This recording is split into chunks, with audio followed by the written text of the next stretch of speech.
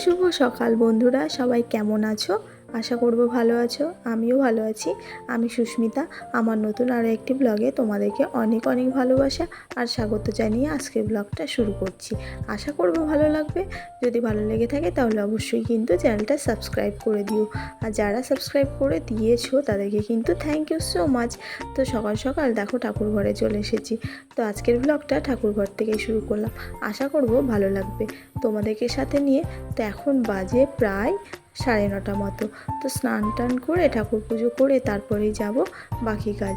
তো চলো বন্ধুরা, ঠাকুর পুজোটা দিয়ে নিই আর তোমরা ব্লগটা কন্টিনিউ করো।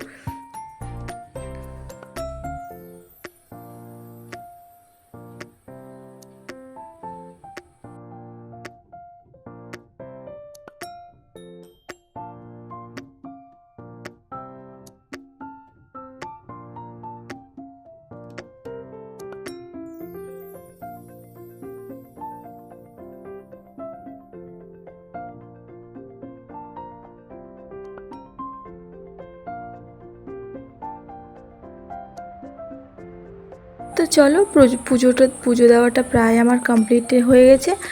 তো চলো এবার বাকি কাজগুলোর দিকে এগোনো যাক। আর আজকে না সকালবেলায় কিন্তু চাও খাইনি এখনও পর্যন্ত। তো বন্ধুরা, চা খাওয়া প্রায় ছেড়েই দিলাম। এখন এই যে কালকে তোমাদের দাদাভাই মুদিখানা টুকিটাকি বাজার এনেছে যেগুলো প্রয়োজন, তো তার মধ্যে এই যে গ্রিন টিটাও এনেছে, আনতে বলেছিলাম। তো ভীষণই কস্টলি জানো তো, আমাদের পক্ষে মনে হয় খাওয়া আর সম্ভব নয়। তো যাই হোক, আমি ওকে বলেছিলাম লিপটনেরটা আনতে, তো এনেছে এই যে ইকো ভ্যালি অর্গানিক টি, সানি লেমন, মানে লেমন ফ্লেভারের। তো যাই হোক, খেতে কিন্তু বেশ ভালোই, মানে কি বলবো, টেস্টটা আর কি খারাপ না। তো তাই আর কি এখানে আমার জন্য গ্রিন টিটা করে নিচ্ছি। আর তোমাদের দাদাভাইয়ের জন্য চা করা হয়ে গেছে অলরেডি, ওর খাওয়া কিন্তু কমপ্লিট হয়ে গেছে। তো চলো আজকে থেকে শুরু করলাম লাইফস্টাইলের একদম, মানে কি বলবো, বড়সড় একটা পরিবর্তন হলো। তো চিনি ছাড়া যখন চা খেতে হয় বন্ধুরা, তো সেখানে চায়ের বদলে গ্রিন টিটা খাওয়াটাই আমার মনে হয় বেটার, যেটা আমাদের স্কিনের পক্ষেও ভালো। আর হচ্ছে আর আমার যেহেতু ডায়াবেটিস, তার জন্য কিন্তু ভীষণই ভালো গ্রিন টিটা। তো এই যে দেখো, আর একটা নিয়ে নিয়েছি এই যে সুগার ফ্রি বিস্কিট। তো চলো টেস্টটা কেমন সেটা তোমাদেরকে খেয়ে বলছি। আজকে যেহেতু ফার্স্ট টাইম এই ইকো ভ্যালির গ্রিন টিটা খাচ্ছি, আর এর আগে ওই যে তোমার কোথায় যেন কাবুলিওয়ালা রেস্টুরেন্টে গেছিলাম, ওখানে কিন্তু লিপটনেরটা খেয়েছি। তো চলো এই ইকো ভ্যালির গ্রিন টিটা কেমন খেতে তোমাদেরকে খেয়ে বলছি।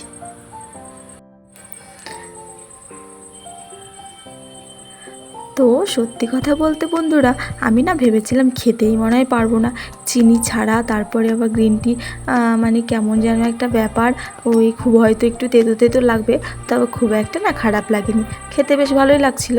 তবে প্রথম প্রথম খাচ্ছি, অতটাও অসুবিধা হয়নি যতটা ভেবেছিলাম। তো দেখো এই যে খাওয়ার পর মনে হচ্ছিলো যে না ঠিক আছে, খাওয়া যাবে। তো চলো গ্রিন টিটা খেয়ে এখানে চলে এসেছি এবার রান্নাঘরে। আর রান্না এই যে করেছি হচ্ছে বেগুন ভাজা আর ডাল করেছি, আর হচ্ছে তোমার একটা ঘন্ট করব। তো এই হচ্ছে আজকে মানে নিরামিষ খাবার। তো ডালটা সেদ্ধ হয়ে গেছে, এবার ফোড়নে দিয়ে দিলাম। আর জানো তো বন্ধুরা, কদিন ধরে না শরীরটাও খারাপ, আর ভালোই যেন হচ্ছে না। সেই যে একবার একটু জ্বর হয়েছে ব্যাস, আর এখনকার জ্বরটা না একদম শরীরটাকে ভেতর থেকে দুর্বল করে দিচ্ছে, মানে সুস্থ হতে বেশ অনেকটাই সময় লেগে যাচ্ছে। তো আমারও না ঠিক তাই হয়েছে। এখন বেজে গেছে প্রায় 11:30-12টা, এখনও পর্যন্ত আমি না ব্রেকফাস্ট করিনি। তো সকালে কি খাবো, যেহেতু ভাত খাওয়া চলবে না, তো এখানে দেখো আমি একটু ছাতুর শরবত বানিয়ে নিয়েছি। চানাচুর, লঙ্কা, পেঁয়াজটা দিইনি যেহেতু নিরামিষ, টমেটো কুচি, তারপরে তোমার চিনি বাদ, লবণ দিয়ে করে নিয়েছি। তো যাই হোক, এখন আমার এই যে রান্নাবান্না কমপ্লিট হয়ে গেছে। তো এখানে যে ভাত করেছি, আর এই যে বেগুন ভাজা করেছি, আর করেছি এই যে ডাল। আজকের একেবারে সিম্পল হচ্ছে তোমার, আর ঘন্ট, এই যে সিম্পল মেনু। তো চলো বন্ধুরা, দুপুরের লাঞ্চটা কমপ্লিট করে নিই। গুড ইভিনিং বন্ধুরা, এখন চলে এসেছি সন্ধ্যার সময় রান্নাঘরে আবার। তো চলো এখন পাস্তাটা ঝটপট রেডি করে নেব। তো পাস্তাটা সেদ্ধ করে নিয়েছি, আর পাস্তাটা না খুবই অল্প পরিমাণে ছিল, যার কারণে না বানানোই হচ্ছিল না, ঘরে পড়েই থেকে যাচ্ছিল। তো আজকে যেহেতু বাড়িতে লোক কম আছে, তো চলো পাস্তাটা কমপ্লিট করে নিই আর মানে শেষ করি, নয়তো এই একটু কারণে থেকে যাবে, দিয়ে নষ্ট হবে। তো স্পেশালি মিষ্টির জন্যই বানাচ্ছিলাম। তো এখানে দেখো পেঁয়াজ কুচি, টমেটো কুচি আর লঙ্কা কুচি দিয়ে করেছিলাম, ডিম ছাড়াই, হালকা ঝালে। তো বেশ ভালো হয়েছিল খেতে। তো যাই হোক, পাস্তাটা খেয়ে তারপরে ঝটপট রেডি হব, যাবো হচ্ছে এক জায়গায় নেমন্ত্রণ। তো অবশ্যই তোমাদের সঙ্গে শেয়ার করব। আর জানো তো বন্ধুরা, মন মেজাজটা একেবারেই ভালো নেই, চারিদিকে শত্রুতার মানে শেষ নেই, এত শত্রু বেড়ে গেছে কি বলবো। দেখবে যখনই একটু ভালো খাবে, ভালো পড়বে, ভালো থাকবে আর কি, তোমাকে ভালো থাকতে দেবে না, মানে তোমার পেছনে যে শত্রু পড়ে যাবে মানে তুমি বুঝতেও পারবে না। আর যখন শত্রুগুলো নিজেদের লোকই হয় না, তখন সব থেকে বেশি মাথায় বাজখা পড়ে যায়, তাই না বলো?